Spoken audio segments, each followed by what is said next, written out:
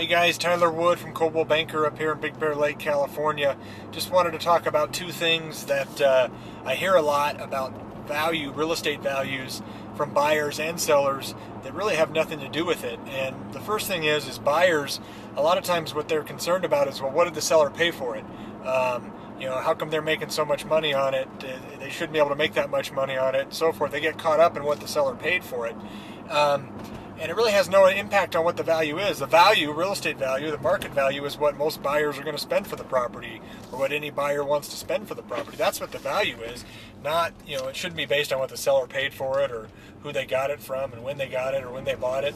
That's all miscellaneous stuff that really has no impact on the value. It may have an impact on what you want to spend for it as a buyer. It may impact your decision, but really the true market value is not affected by that.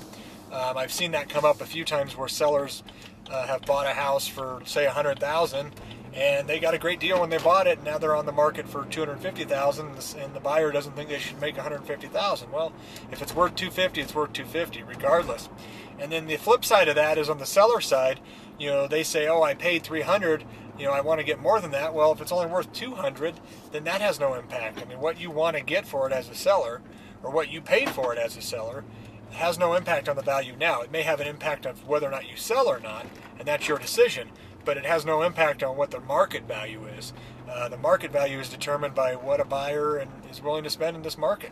So just some thoughts I had on real estate values, some objections or questions that I get a lot regarding value. So if you have any questions, it's Tyler Wood at Coldwell Banker here in Big Bear Lake, California.